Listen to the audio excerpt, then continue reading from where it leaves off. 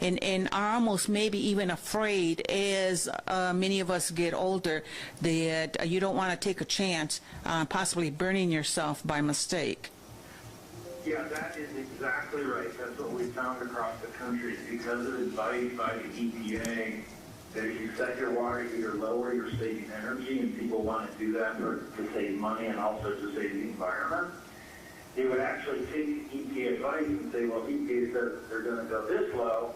I'm going to go lower because I want to be greener than the EPA. I want to save more money. They just figured lower is better. And realized that as recently as 10 years ago, no one was really seriously thinking about the health threat from Legionella water heaters. So the general mindset was the lower the temperature, the better, as long as you can tolerate it from comfort perspective. So you're absolutely right. Some people would take the EPA advice or the scalding advice and actually go much lower than that, even to the point where they're almost not getting hot water. I mean, one of the water heaters was almost essentially off and was doing very little heating to the point that no one could really take a comfortable bath or shower because the water was too cold. Jim? Yeah, Doctor, there's Jim Koski. I have a two-part question. Did you find any difference in gas or electric heaters as far as corrosion, and what percentage of your study was gas and what was electric? That's a very important point. Electric water heaters are thought to have a much greater likelihood of growing Legionella just in how they're designed. When we started the study, we wanted to sample an equal number of of gas and electric water heaters so we could compare the two. But fortunately, from the perspective of public health in Flint, and unfortunately from the perspective of science, there are very, very, very few electric water heaters in Flint. We could not identify 15 for our study. And this is probably a good thing. You know, it's probably one reason why the incidence of Legionella is so low across the city of Flint, is there's so few electric water heaters. So I guess, you know, you have cheap natural gas, or that's, you know, just how people are heating the water. That's great. It turned out that naturally helped protect people. We did not look at any aspect of the corrosion or how much the water heater was damaged. That was not the intent of our study. You might expect there would be a difference, but we have no data on that at all. Are there any other questions? Dr. Edwards, we appreciate your time on this. Thank you very much, and the presentation will be distributed to the committee. So, do you have any closing comments? The presentation is online as well. Good. Yesterday we gave a press conference going into detail on all of these things. Thank you so much. All right. Moving on, we have a update on the Flint dashboard. Colonel Hipka. Good morning, Governor. Good morning, team. So lots to report relative to all the actions that have taken place. On a weekly basis, and I've mentioned this in the past, I track over 300 different activities that are associated with the state and the city's management of the not only the Flint water crisis, but also what it's going to take to essentially strengthen Flint and improve the overall quality of life for the residents. Specifically with the 75-point plan, which is broken down into 4 focal areas: health, water, education, and economic development. We're at 53% completed with those particular items. So 40 of the 75 at this time. And of those, if you look, you have a handout in front of you. It's black and white on the table in front of you. But the items that are in that are really categorized into what we call complete, ongoing, and in progress. So I thought I would just walk you through some of those specific items just to give you some examples of not only the activities but also the partnerships that have been really resulted in some strong outcomes at this point. I know George already mentioned that the continued Sentinel sampling program and how it's the 4th round, if I'm not not mistaken, of the extended sampling. And that's a testament not only obviously to the work of the DEQ, but also the partnership with the city. The state continues to support that initiative as well as work with the city in supporting the city in its master plan for water infrastructure. And I'm just by way of drawing your attention, these are categorized in the short-term goals right now. And then one more ongoing effort, which will continue, is the concept of the rapid response teams, and that's a really good initiative to support the residents of the city of Flint, and that is as if a resident has a what we call a high result for lead or copper, then a rapid response team goes to that resident's home, meets with that resident, and conducts one-on-one follow-up. So that's an example of some of the successes at the short-term goal. On the intermediate side, the state, the DEQ specifically, has set up the DEQ office and continues to work with the city to plan and prioritize lead pipe service line removal. And those, again, are examples of both items that are complete and complete ongoing. A long-term goal that is an in-progress item is this partnership with Flint to repair and renew its water delivery system. And those that initiative, as we all know, will take quite some time. When you consider the next page in the health area, in the areas of health, some of the long-term, just to focus on a couple things that are in progress, this mobile food distribution program. This will be a long-term program. Our friends from DHHS as well as the county health department are working really well to not only promote the mobile food program, but also to really support the residents of Flint. And then similarly, an example of a complete and ongoing is increasing the number of Medicaid-funded primary care visits for all residents. Again, another example of a true partnership between the county and the city and the state. And then jumping into on the education side, just a few more examples of complete ongoing. This increased resources to Flint Community Schools and the ISD to expand early education for children up to 3 through the early on program, as well as expanded breakfast programs in Flint Community Schools. More examples of the initiatives not only associated with the true partnership between the state and the city and the school systems, but really helping kids, which is an outstanding testament to what I know Dr. Edwards calls shared responsibility, which is a strong term. And then last but not least is the jobs and economic development primary goal, which is the last page, I think, of your handout, if I'm not mistaken. I'll focus on just a few initiatives here with the Flint Action Team working to in the community in support of the mayor's recovery team to attract and retain expanded businesses here in Flint. I know there's been a lot of effort done here. I know that Rich, some of the folks of your team, and as well as out of TED, have worked specifically to obviously push the economic development, and not only with jobs, but also with trying to promote the hiring of folks for the 9 wards, and we just opened up another pod at the 9th ward, if I'm not mistaken, in the last week and a half, Rich, if that's correct.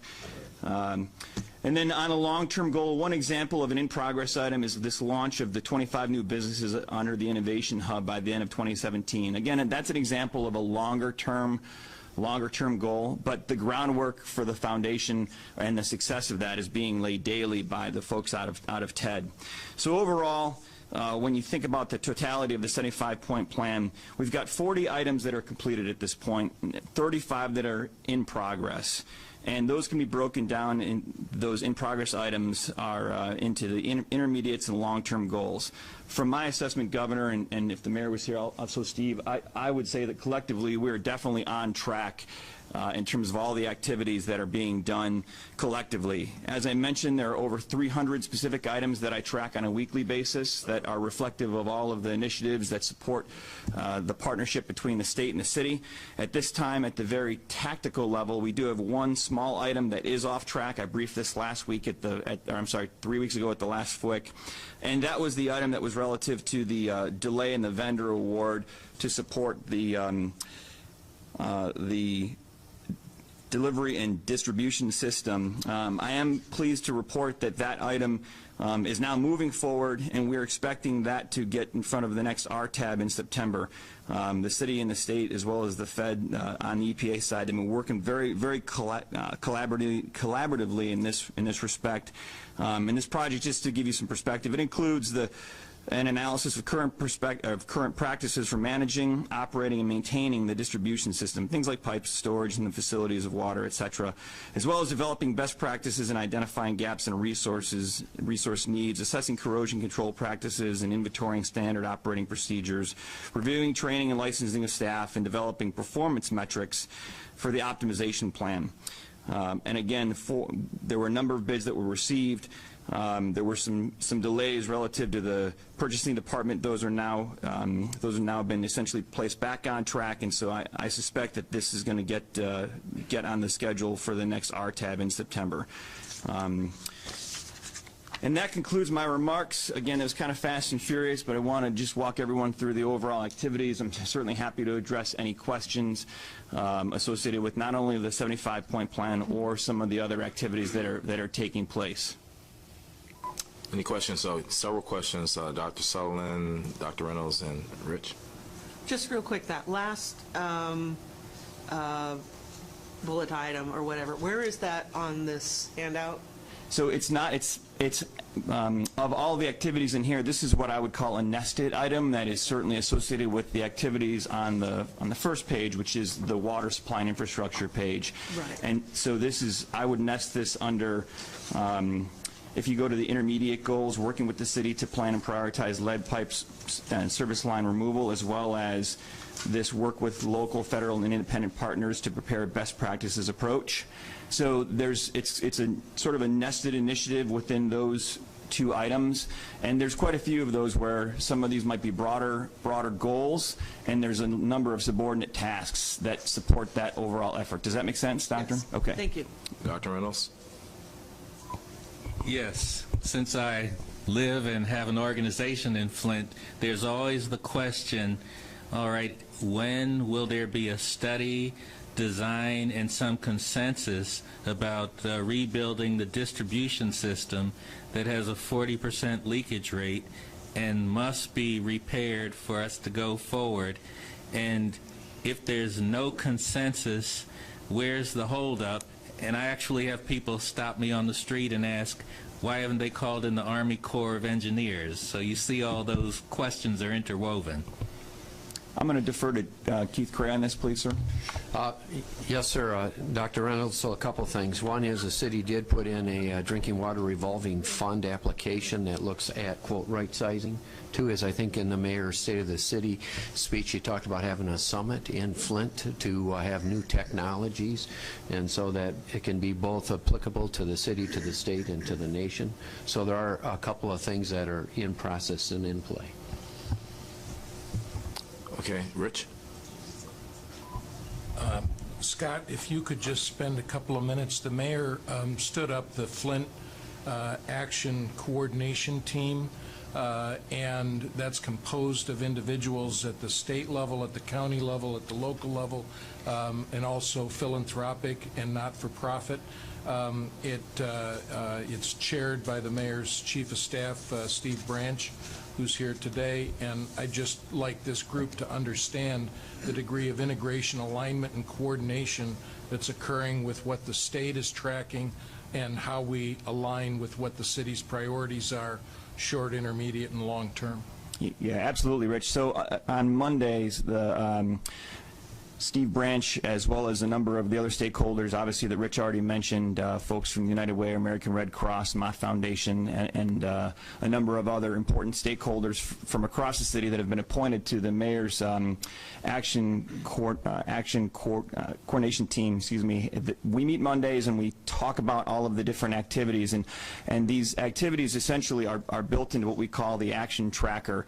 The city right now is actually working on pulling theirs together. Right now, I'd call that at least a 75% product. I guess Mr. Branch, he's nodding his head as well. I'm looking to him. They're tracking a whole host of activities that are also nested to the state's activities, and they work in concert and in synergy with the activities of the state. So they're following the exact same framework of what we refer to as the accountability model, and it's working really, really well in terms of every Monday we report on the state's activities, and I attend those meetings. I'm an invited guest, of which I'm grateful to attend, and then they attend our meetings as well. We have representatives from the city who attend our Wednesday synchronization meetings at the state level in Lansing. And it not only does it help present a framework for obvious coordination, but also transparency between the parties and all of the activities that are taking place. So, and again, all nested back to the 4 primary goals of water, health, education, and economic development. And so it's a true alignment of what the mayor and the governor have articulated are their 4 as we look to really promote that overall shared responsibility and unity of effort. Jolise, you had your hand up. And Dr. Sun.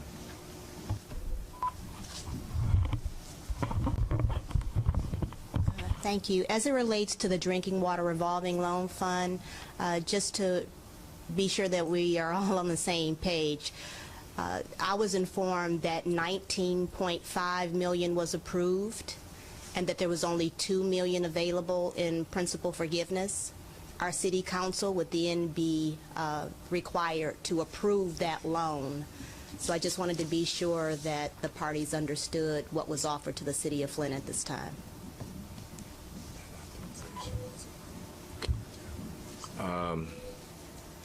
Any response to that?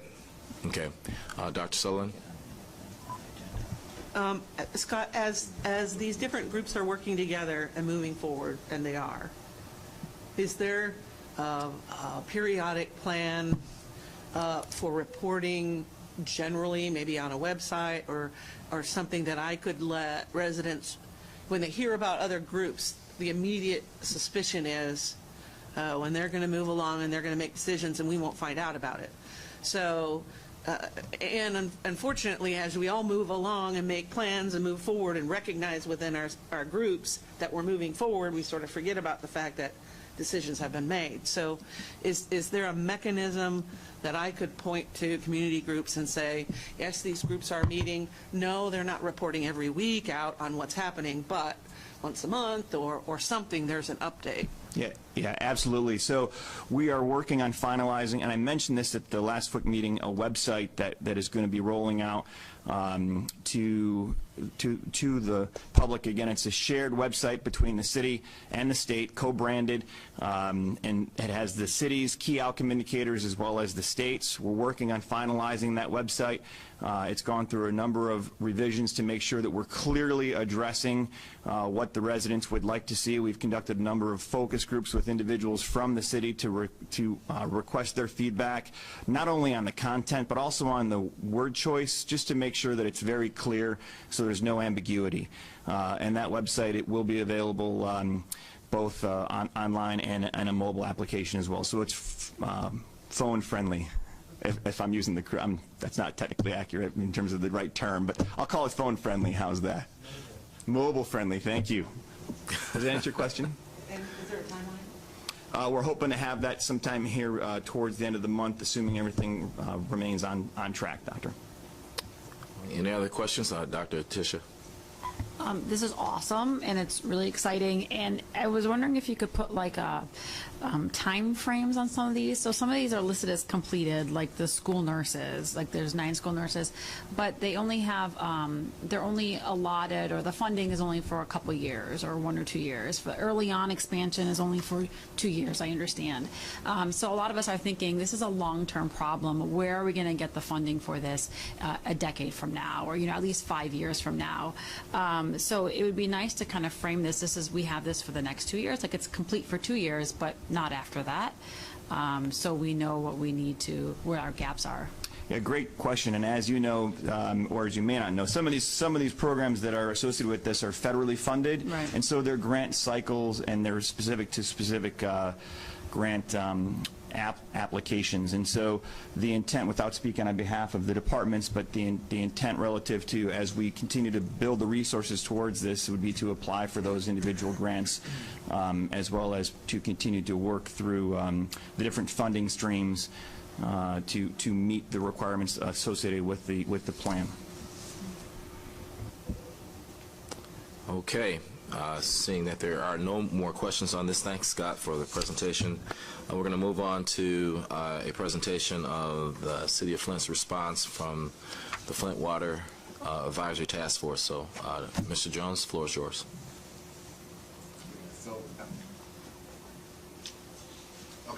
So we have the PowerPoint presentation here, and let me just say that myself, General McDaniels, Dr. Laura Sullivan, and also Councilwoman Vicki Van Buren have been trying to work on this. We kind of pulled Councilperson Vicki Van Buren in kind of in the 10th hour, you know, so we didn't get her involved as early as we would have liked to, but we're hoping that going forward that we will certainly keep her involved as we go forward and working closely with this team.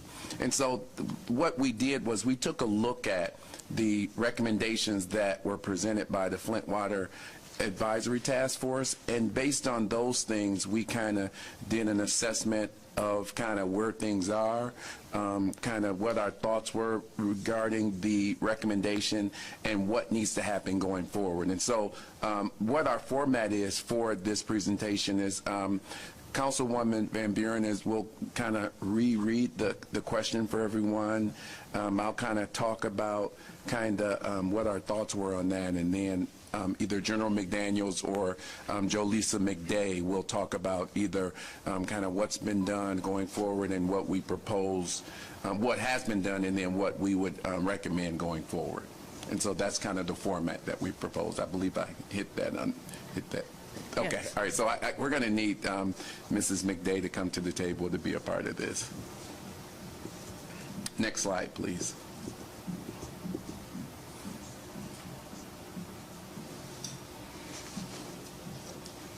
Okay.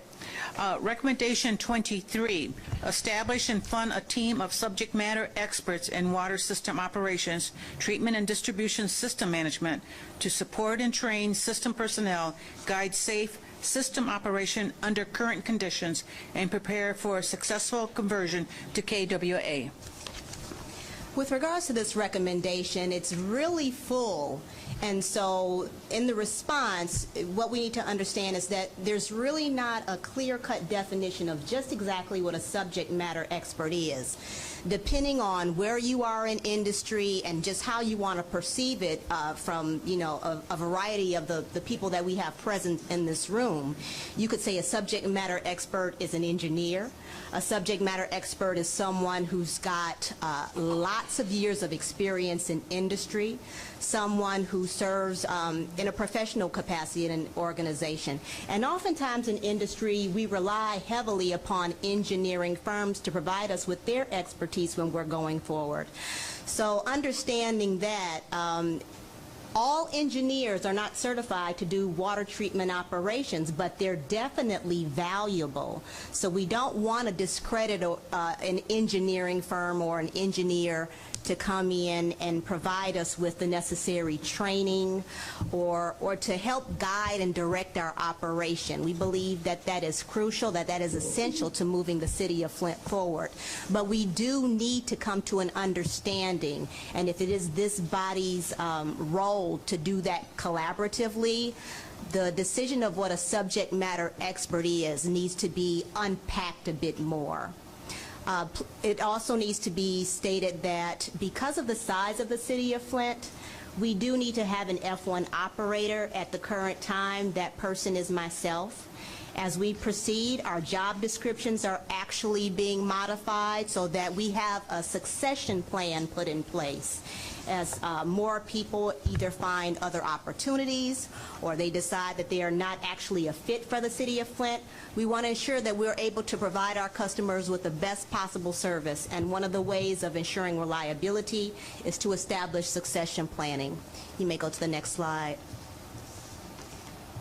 So what we have been able to do, and understanding that in order to have a well-performing workforce, safety is key. We've began focusing on our safety training. A lot of these trainings here are common in industry. When I arrived at the water treatment plant, we had not been heavily engaged in performing these trainings. Some of these, if you do not have, it's actually a violation of MIOSHA. So it's very important that we continue to invest in training our team, not only to demonstrate the capabilities of the team, but for our own employee safety and further safety of the public. We've began also exploring the opportunities to have our team participate at AWWA short courses and conferences. With emergency management, a lot of the training was taken away from the City of Flint. We want to re-engage with industry professionals, grow and develop our team, be sure that we have the resources that are necessary, that we are investing in our team, again, to just provide the best quality services that we can. Emergency response procedures, both for our dams and for the water treatment plant, those had not been reviewed in quite some time. So in onboarding, I made that a priority. We are currently, even though it was something that I actually hoped would be complete by now, but we are once again picking that up. We've been delayed just a little bit because there are a lot of activities that have to go forth from this EPA administrative order, but we are still actively working on that. The SDS documentation, those are things that should have also been done years ago, but some of these things we're reacting to, other things we're actually being proactive. We're also updating our standard operating procedures. And as you look at this slide here, one of the greatest things I think we've done is that we've once again committed ourselves to being a member of the American Water Works Association so that we can have that dialogue and those conversations with other industry professionals. Those are so very important at this time. Your next slide. Mr. Jones. So our recommendation is to, and let me say this, we have really spent a lot of time together. Myself, I've had a number of conversations with Keith Cray and Bob Kaplan, and what we've talked about is the need for training, but also really taking a really close look at what needs to happen in order to build a capacity at the Flint Water Treatment Plant. This is a priority for this current situation, but also moving forward. We want to ensure that the water plant staff has the support and the skills necessary to operate, maintain that plant, but also ensure that all of the operations in the laboratory are meeting the standards that are required by both EPA and MDEQ. And so what we're hoping is that with funding from the state of Michigan and the federal government, we will also be able to work with local institutions to develop an apprenticeship training program. And again, that's one of the things that we're talking about as it relates to the training. And that will be designed in conjunction with the current city administrator, as well as Jolisa McDay and other people in the utility, that will focus on water environmental technology and that, again, train local residents. We want to make sure that we have a pipeline in place that will help people, residents become SMEs to manage the water treatment plant. We believe this is aligned with the recommendation that states that we should establish an apprenticeship certification program for MDEQ, ODWMA, and employees that require direct hands-on experience with public water system operation. Again, and I want to reiterate the importance of having local people on board, having local people who are trained to actually operate and maintain the water treatment plant. As we know, Flint is under a microscope right now, so to get people to move to Flint from another community presents a number of challenges. And so it's important that we train local residents who have local ties, who will likely stay in this community and assist with the maintenance and operations of the Flint water treatment plant. Next slide. Okay, recommendation 24 is to implement a programmatic approach to the Flint water plant distribution system operations, maintenance, assessment management, water quality, capital improvements, and public engagement, including risk communication to ensure that the disparate ongoing efforts to address Flint water system infrastructure needs are coordinated, fully documented, and structured to sustain high-quality potable water service over the long term. Right, and when we think about the delivery of potable water to our public, again, we are so very grateful for the assistance that MDEQ is providing to our team at this time.